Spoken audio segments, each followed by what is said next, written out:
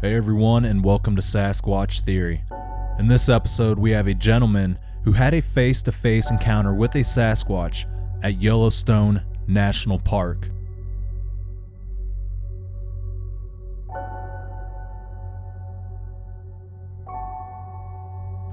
Can you imagine being just a child and encountering a beast inches from your face that weighs up to 1,000 pounds or more? I interviewed Fred from Alaska, and he had the same experience where a Sasquatch looked into the window. Unfortunately, that story didn't go the same way as this one, but it's a common thing they do, and it's been reported many times over and over. I have always thought to myself, even before I believed in Bigfoot, that Yellowstone has to be the most optimal place to find a Sasquatch. It's protected, it's vast, and it has a lot of animals inside the park.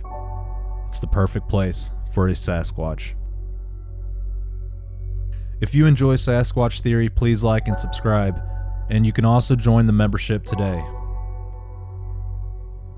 Alright, let's dive straight into this next Bigfoot encounter from Yellowstone National Park.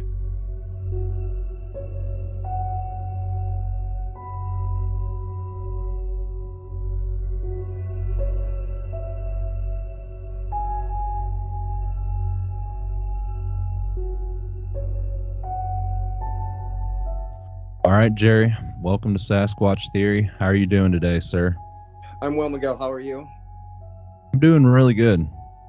Jerry, if you would, tell us a little bit about yourself and your Bigfoot encounter.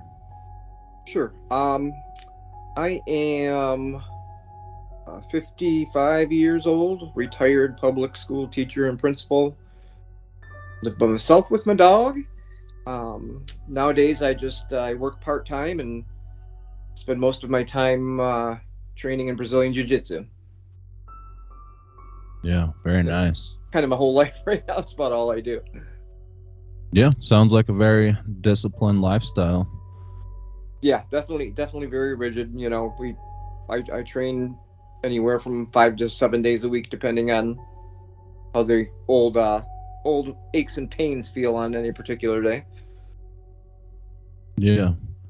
Okay, so where does the Bigfoot encounter start and take place? If you would, just kind of describe the state, the area, and what you Sure. were doing that day. Okay, so what was happening is I was 11 or 12 years old at the time, um, and I do have two sisters, but they're 18 and 16 years older than I am. So they were married and out of the house before I was 3 years old. And of my grandmother's 19 grandchildren, I am the youngest. And so, I was kind of always grandma's boy. And, like this is having older sisters and the cousins, used to get a lot of ribbing about, oh, you're spoiled, you're the baby, all that kind of stuff.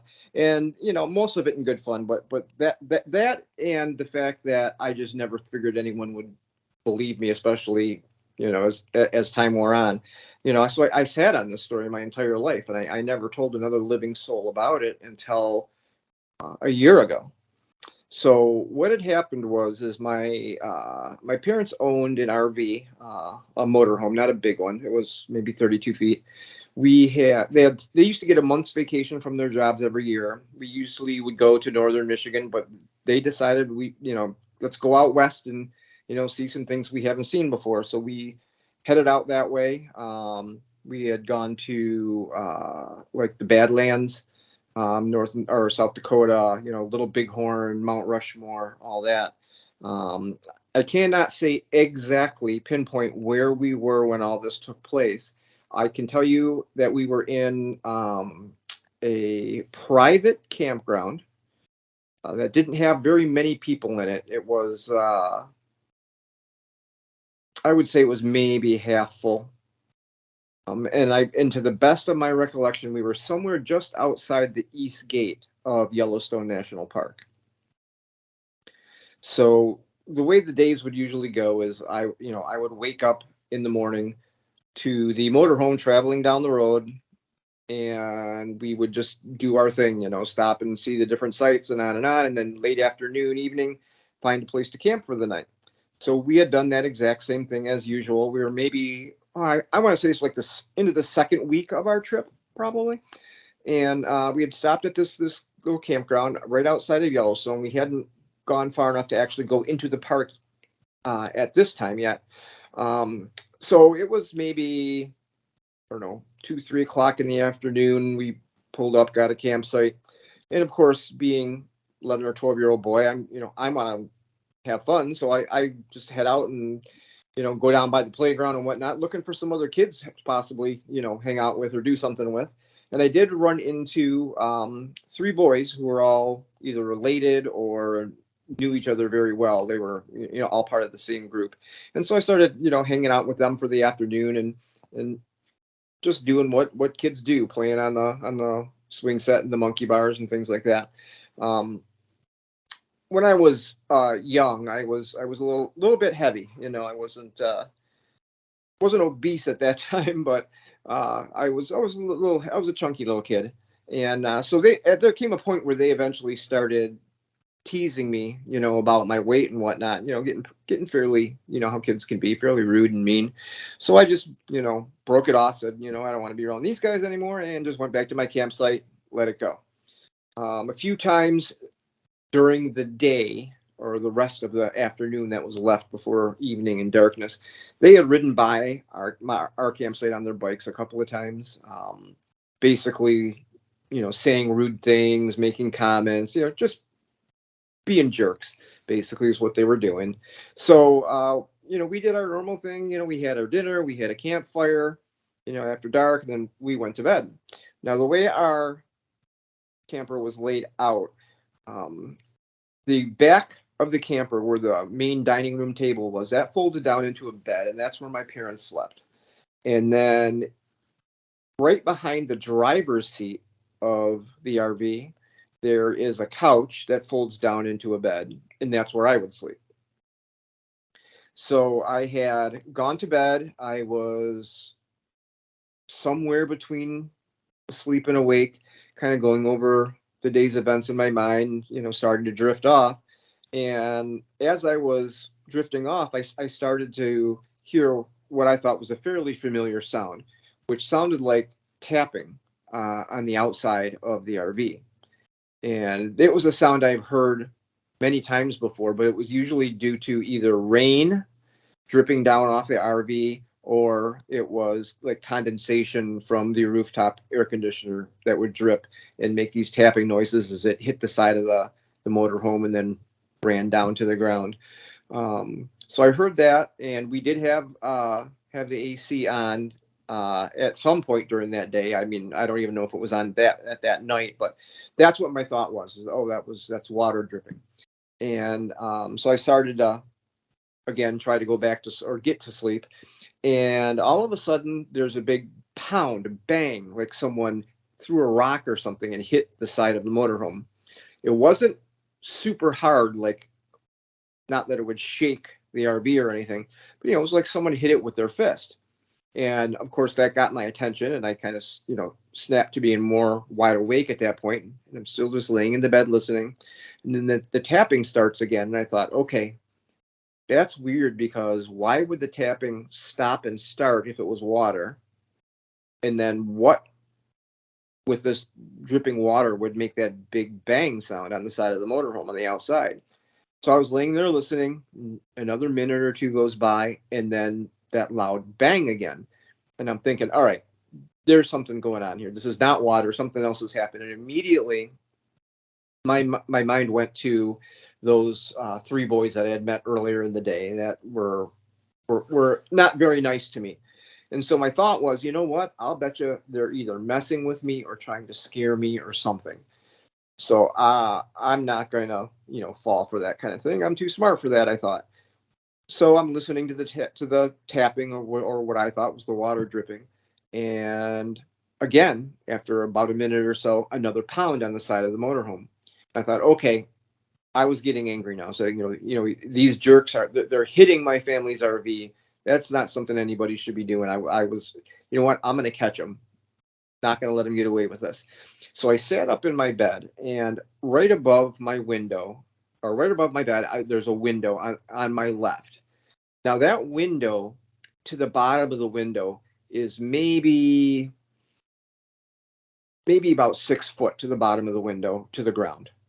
And then the window's probably about 2 feet tall.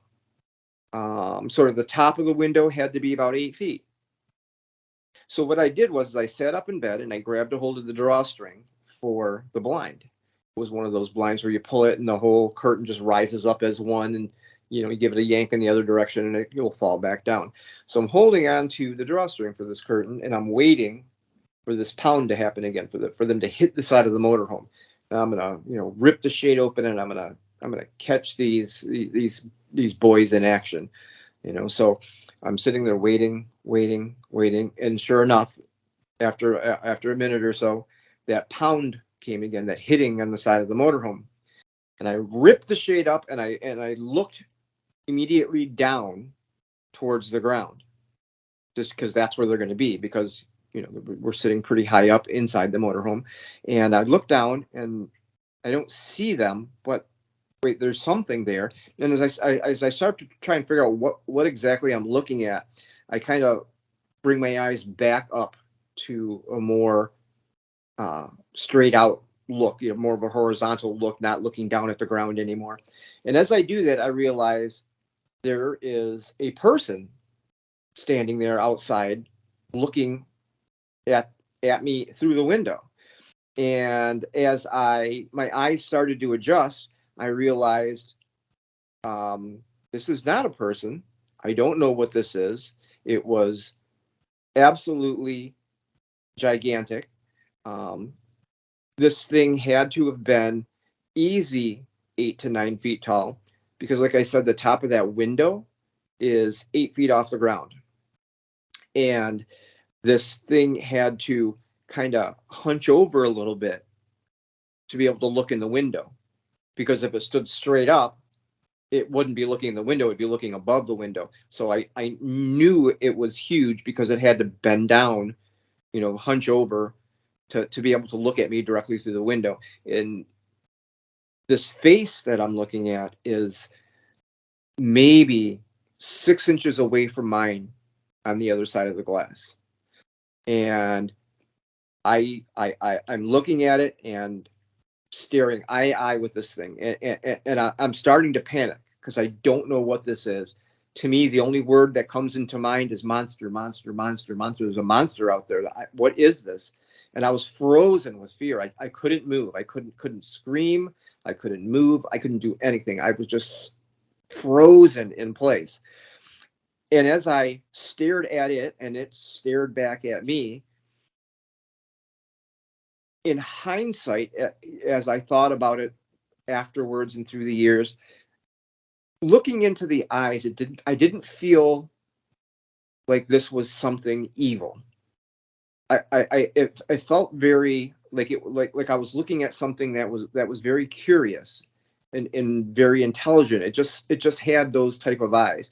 It's like the difference between looking into, say, a dog's eyes or the eyes of a shark. The black soulless eyes of a shark compared to a dog.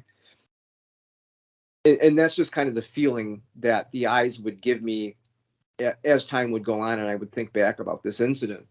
But so I'm staring at this thing just out the window. It's literally with the glass. I mean, it's outside the glass, obviously, but just face to face. I mean, just a few inches away, less than a foot away from me. And I'm sitting there, and I'm looking at it, and I'm looking at it, and I'm looking at it, and I don't know how much time actually passed. It felt like 15 minutes, but it was probably more like 30 to 40 seconds.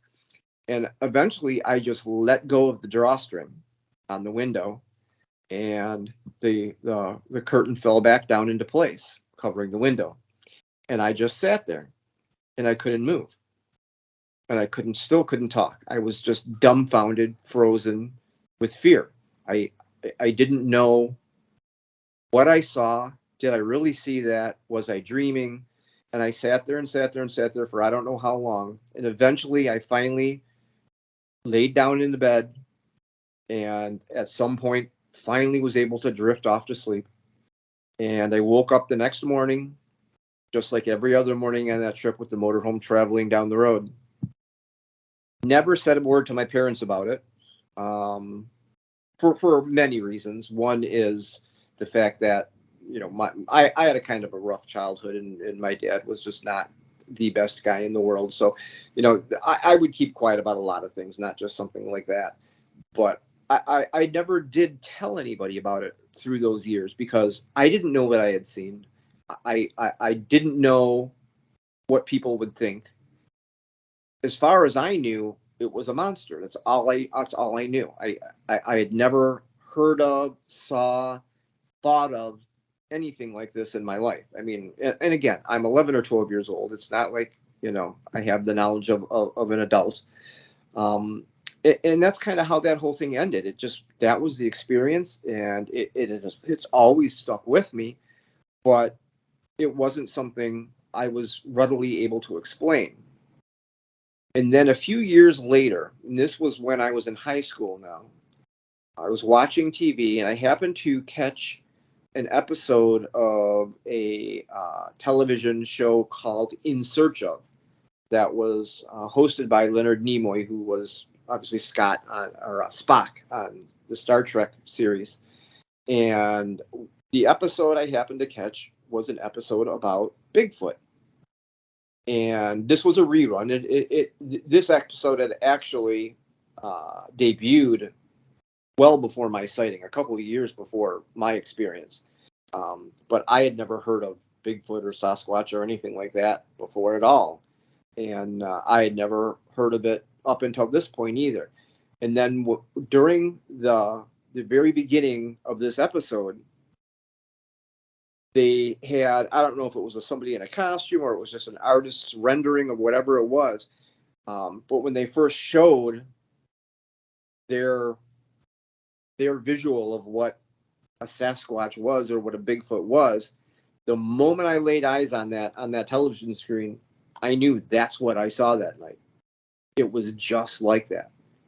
And it was that many years later, I'd say a good 4 or 5, 6 years later, from the sighting, the incident, when I saw this episode. And it took that long for me to, first of all, to realize, okay, that's what it was. I believe that's what it was.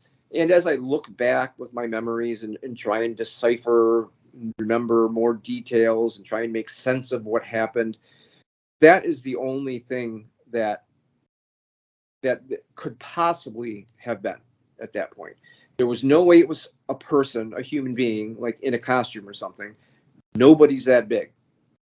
And I never told anyone about it. I never talked about it. I just kept it to myself. And as years have gone on, I'm now in my mid 50s, and I thought, I do love cryptids and crypto science and things like that, because I was a teacher and science was my subject. That was my major. That's what I taught. So I do love that kind of stuff, and this always just kind of stuck with me because of that love for science. And once I saw that In Search of episode, there was no doubt in my mind from that day forward what I had seen that night. And like I said, I kept that story to myself. I never told another living soul until about a year ago. And the reason I decided I was going to tell somebody about it was because I did not want this story to die with me. It was very significant to me, although I know to other people what happened to me is not significant for them. But I think to the realization that this creature does exist, that it's not just a cryptid, it's just not stories, it's not a ghost story to scare kids. I saw this thing with my own eyes. And people can say, oh, you imagined it, you dreamed it, you're lying, whatever they want to say. I know what I saw. And I know what I saw was not a figment of my imagination. It was not a dream. It was not a person in a costume. What I saw was real. And I knew that just because of what staring into the eyes of this thing. I mean, yeah, you could see it blinked. You could see the eyes move. You could see the nostrils flaring as it was breathing. You know, that couldn't happen with somebody in a mask. You know, that would take animatronics that are hundreds of thousands of dollars, and I'm sure they didn't even have that technology back then, in which, you know, this was pre 1980, of course. So, but yeah, I finally decided that I was going to come forward with this and let some, and, you know, get it out there, and hopefully it will, you know, give more credence to this whole debate about, does Bigfoot exist or does it not? To me, yes, it does. And that is why I decided to tell the story, was because it's a story I sat on my whole life. And I was a scientist by trade for the bulk of my adult life. So there would be never any reason for me to conjure a story like that, especially from when I was so young, because I would get nothing out of it. The best that could happen in my mind would be, oh, Jerry's crazy. But I really think that because of the circumstances and because of when it happened and how it happened, and the fact that I never had anything like that remotely close ever happen again, I think that lends a lot of credence to the people who have seen, have witnessed, and believe as I do that Sasquatch is a living, breathing animal, just like we are. And Wow. if So you I were, oh, go ahead, sorry, I didn't mean to cut you off. no, good, go ahead, go ahead. So you were face to face with the Sasquatch. Right, exactly. Like I said, And maybe 6 inches. yeah, that's pretty close. What features can you describe off this creature? Like, did it have round eyes or almond shaped eyes? Did it look like a gorilla or more like a person? Um, its eyes were almond shaped, you know, very similar to how a human eye would be.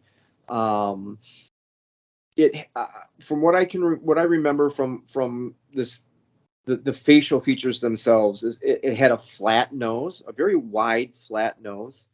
I don't recall ever seeing any teeth, but around the face, especially like around the eyes, under the eyes, um, in near the mouth, there was very little to no hair. Where along the sides of its face, above its upper lip, chin, of course, all over the top of the head, there was hair, very long, and it looked matted, it looked like someone had taken a blanket and drug it through the mud and then let it dry in the hot sun, and that's kind of what it looked like as far as the hair on this thing. It reminded me of a dirty, shaggy dog. Yeah. And you say this was right outside of Yellowstone National Park?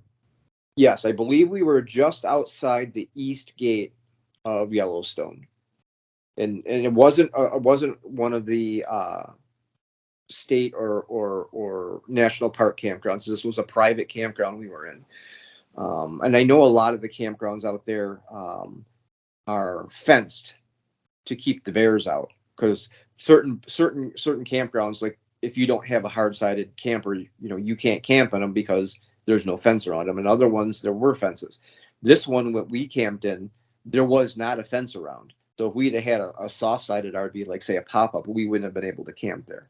So I do remember that very distinctly, because that was one thing I thought about for years after the incident was, well, how would something like this get into that campground?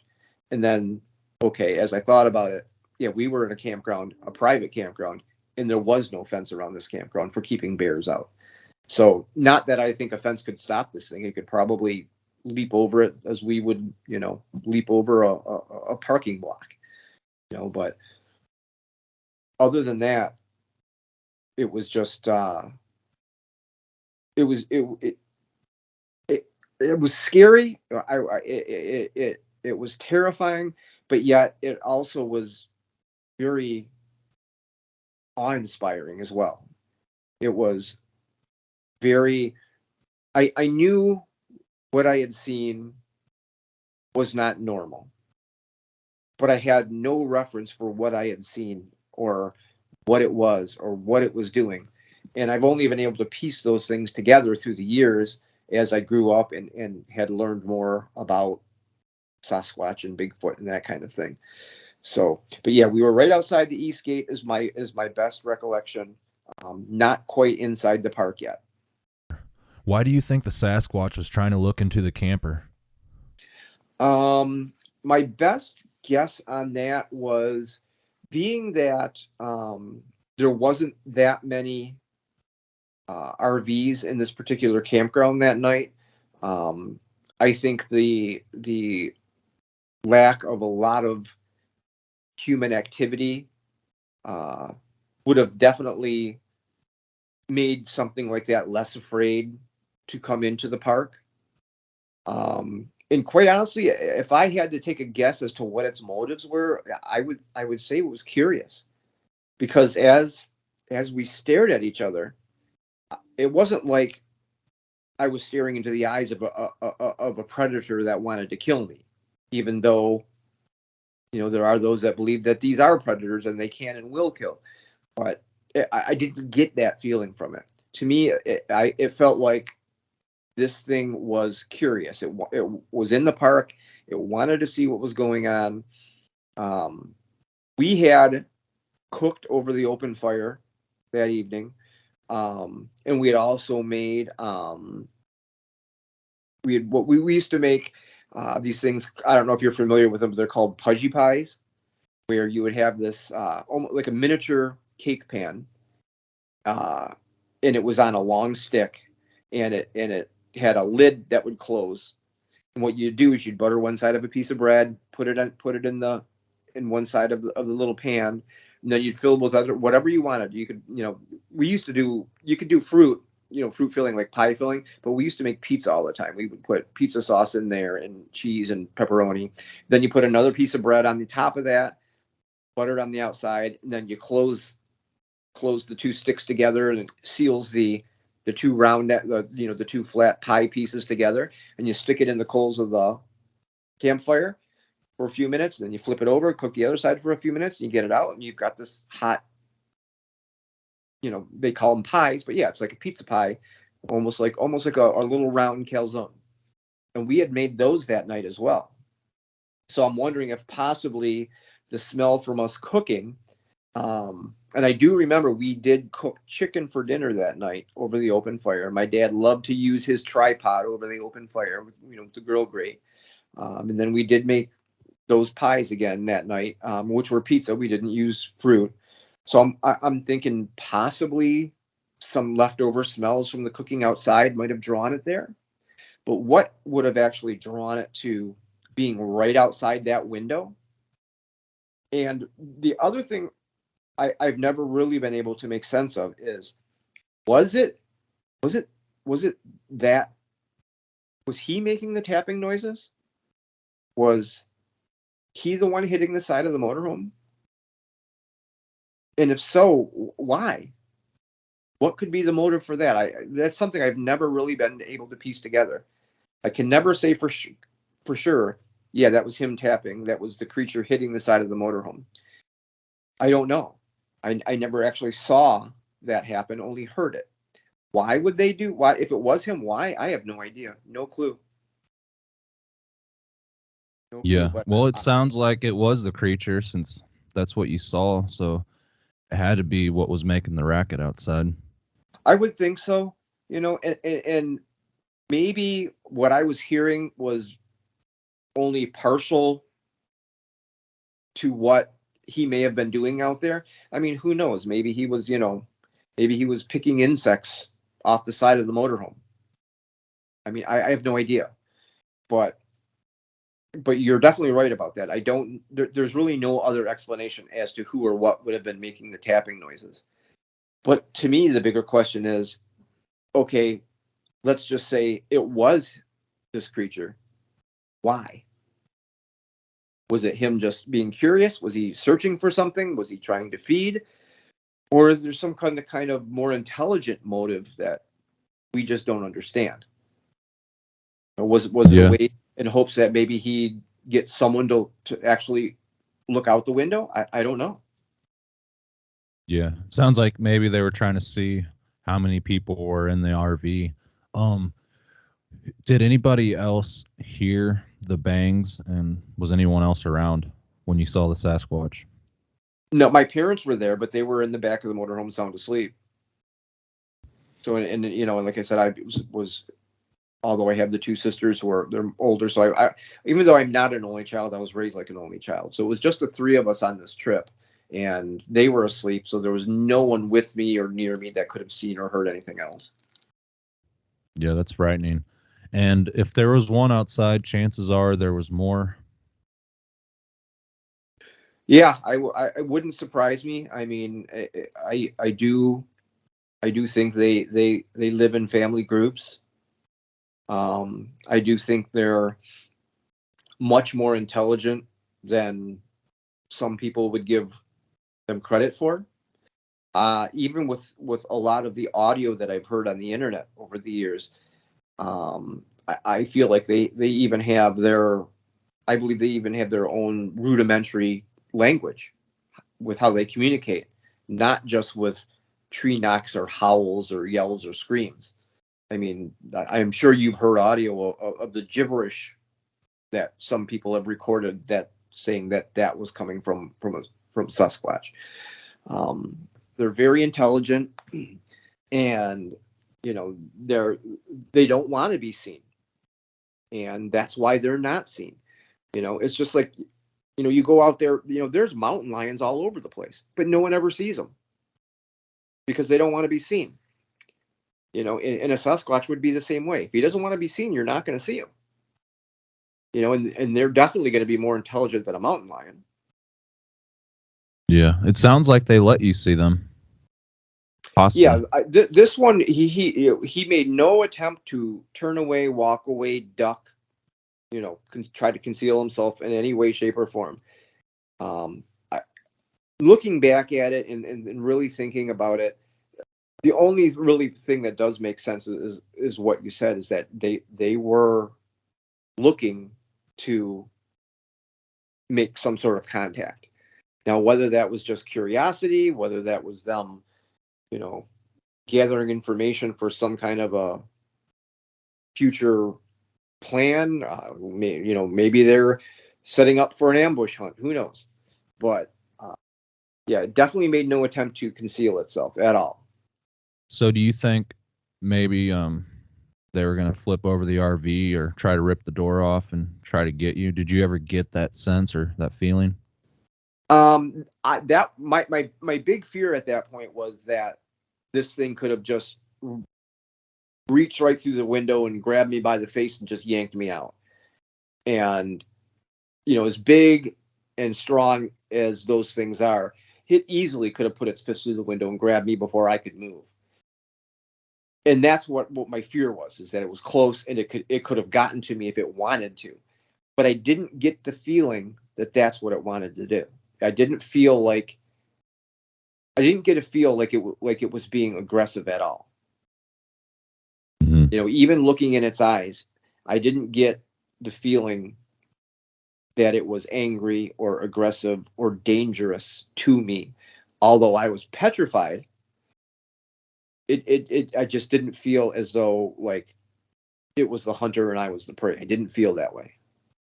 Yeah, and I could relate to you when you said that you didn't tell your parents or anyone, just because I've had a paranormal experience when I was younger, living with my parents, and I didn't want to tell them what happened. I just told them, someone was trying to break in or someone was on the property, but I didn't want to lose their respect or their trust. You know what I mean? As a child.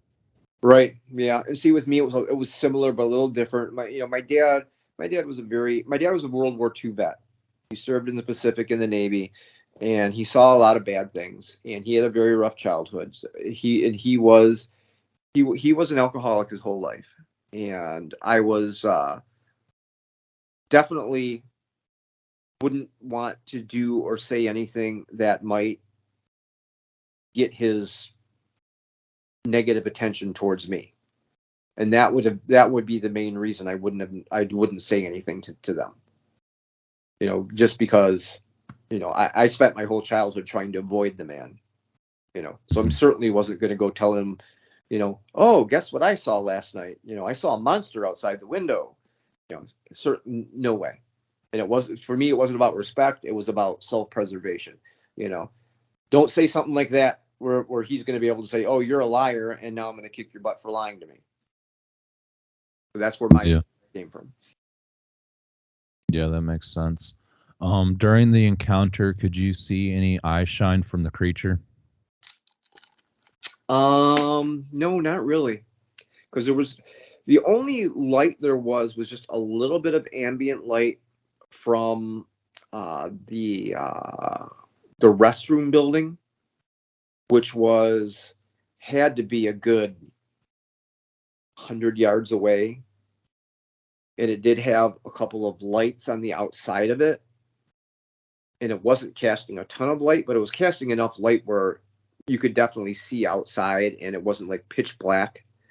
So there was enough light between that and between, I don't know if the stars or moon were out that night. I couldn't tell you, but I did not see any reflections or shining in its eyes at all. To me, its eyes look black.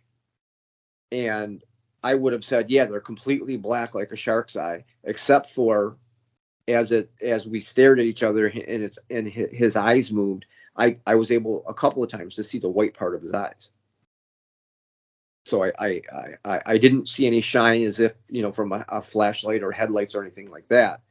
Because there really was no light source, especially shining in the proper direction that would have reflected off of his eyes. Yeah, and he had to been pretty tall. I mean, 10 feet plus if he was hunched over looking into an 8-foot window. Yeah. And when I say hunched over, I don't mean like he was like down on one knee or anything. I mean, it was basically like kind of like he had to bend his knees just a little bit, to look down so we could see into the window. So easily if he stood straight up and looked straight ahead of himself, he wouldn't be able to see in the window because he was so tall. He'd have just been staring at the side of the motorhome. So to look in the window, he did have to bend at the knees a little bit, hunch down a little bit to be able to see into the window. So he was every bit of, I'd say 8 to over it. I would say he had to be every bit of 9 feet tall and wide. I mean, wide. Like this window is a double window, so it was a good 4 feet long. And I would say his shoulders were just about every bit that wide. Yeah, that's a huge creature. Yeah, I wish I would have been able to see his hands, or if he put his hand up. Probably if he put his hand up, I probably would have died of a heart attack. But I can only imagine his hands had to be unbelievably huge. Mm-hmm. So you think it's what they call an alpha male, or do you think it was a female? I can't say for sure. I always say he could it have been a female? Sure. But it's not like I wouldn't have known back then to look for, for a female if it had, would have any breasts or, or look even further down to see if I could see genitalia. Just by the feeling, and this is all feeling, this doesn't mean knowing anything for sure. I just felt like it was a male, and it very well could have been a female just as much as it could be a male. I always just have said, as I thought about it to myself, was he. But yeah, I feel like he was a male, but I cannot guarantee that. Yeah, that's fair enough. What time of night did the creature come out at, if you can estimate a time? I would say this was somewhere between 11 and midnight. Okay. And Because can you recall like a full moon, or was there no moon out? I really don't remember, to be honest with you. Yeah, that's Um, fine. I can definitely say that it was a clear night and there were stars in the sky. But whether there was if the moon was out and visible, or whether it was a new moon, a full moon, I don't recall. No. So it was a nice day that day and a clear night. That's Yeah, fair. yeah, and a nice clear morning the next morning as well. Okay. Yeah, so it All was, right. and ever since then, I've just I've always paid attention to this subject just because it's so personal to me. Yeah. I almost wish I lived in an area like that. So I don't know. I just feel drawn, I need to see it again. It's kind of And a weird thing. have you ever went back out to try to encounter one of these creatures? No, no. For many, many years, I believed that these creatures only lived in the northwestern part of the United States, because that's all I had heard, on television. This is well before internet. Um, it wasn't until maybe in the last 10, 20 years that I realized that, oh my God, these things have been not only sighted all over the United States, including here in Michigan, but all over the world. But no, I've never purposely gone out to try and seek something like that out, because here in Michigan, I really wouldn't know where to go other than in the western part of the Upper Peninsula, because that's the most forested, desolate part of the state. Like on the west side, like where the Porcupine Mountains are in northern Michigan, in the Upper Peninsula, just south of Lake Superior. Um, but no, I've never done that. But I want to. I've actually a couple of times done some research trying to see if there's any type of vacations or tours, or where people where you can go out with someone who's an expert. You live in one of the hottest states in all the United States. Michigan has a lot of Bigfoot reports, and supposedly, it's more common than seeing a black bear up there in the Upper Peninsula. Wouldn't surprise me. I know, my dad is from the Upper Peninsula. Matter of fact, my mom and dad actually met on Mackinac Island after World War II. So my dad's family is from up there. So as a kid, I spent a ton of time up there. And then when my parents both retired from working, they moved up there. So I've spent a ton of time up there. And with the amount of time I've been up there from when I was a child through an adult, and I'm talking even in the summertime, my grandmother, my dad's mom, she was a full-blooded Chippewa Indian. And my parents both worked. So during the summer, when I was in elementary and middle school, I would get sent up to my grandmother's, and I would stay with her at her house on the reservation in Sault Ste. Marie. So I did spend a lot of time out there in the woods, with my cousins, fishing, playing, building forts. Um, and there were bear signs everywhere. Matter of fact, my grandma would always say, be careful out there, you guys picking those blueberries, because that's what the bears love. They love those blueberries. Um, So you have Native American in your blood? yes, yeah. I'm officially I'm somewhere between a quarter and a half blood quantum. I am a card carrying member of the Sault Ste. Marie tribe of Chippewa Indians. We just can't prove how much Indian my grandfather had. He wasn't full blooded, but he was at least half, and my grandmother was full blooded. So, but yeah, I have enough in me that I was able to go to college for free. Yeah.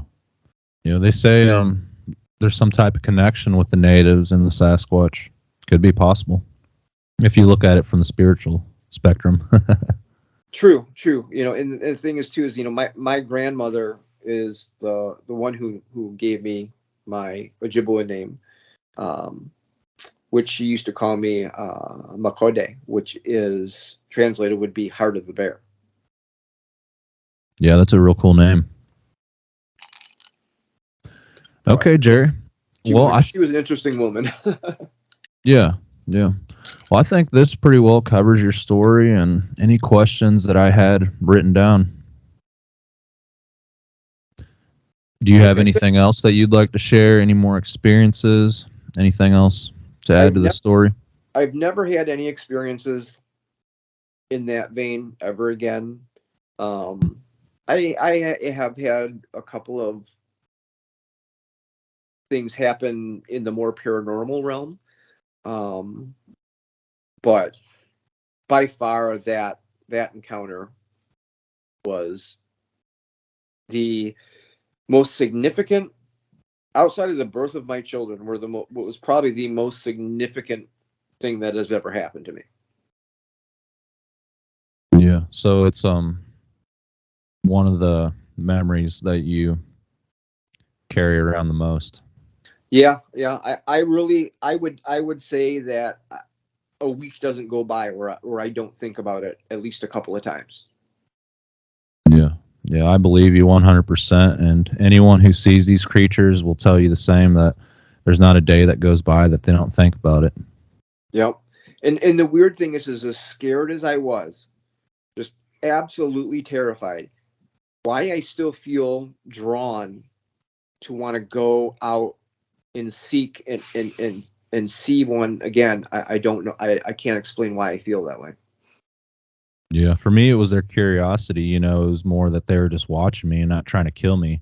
So that led me to want to figure out more about them because they had every opportunity. Right. Yeah. And I know, and I've heard some people say that, there's even more than one, say, what one breed of Sasquatch. There's some I've heard about. There's the dark ones, the blackish fur ones, and then there's others that are have more reddish fur, and those are the dangerous ones. Those are the man killers. I mean, I don't know how true all that is. It's just stuff I watch on YouTube and whatnot. But I would love. I never got the feeling during that short encounter that this thing was hunting me or wanted to harm me at all. Yeah, there's certainly different tribes, and they're just like people. Sometimes you come across the wrong person. Exactly. Yep. And yeah, and I think the fact that to me that there was intelligence behind those eyes, I think that's part of what really draws me into continuing to follow this subject and research it and have the draw to want to see another one. Yeah, absolutely. And if you ever have the opportunity to have a sketch artist sketch that out, definitely do that. I'd love to see what comes out of that. Yeah, I don't know. I don't really know anyone. I mean, I have an old friend who's an artist, but there's a lady. She has a channel called Hidden Existence, and she has a guy called Larry Batson that comes on the show every now and then, and they do a live show with someone who had an encounter, and the guy draws out the Bigfoot while you're talking about your encounter, and he can do it so quick and it's so accurate and really high detailed. But I can get you in touch with them if you're ever interested, and I think that'd be a really cool show. I was on it myself, and he drew up the encounter that the Bigfoot that I saw, and it was pretty accurate, and he sent it to me and everything. Yeah, that sounds interesting. I would like to do that. Okay, yeah, I'll put you in touch. Sweet, appreciate that. Yeah, no problem. All right, Jerry.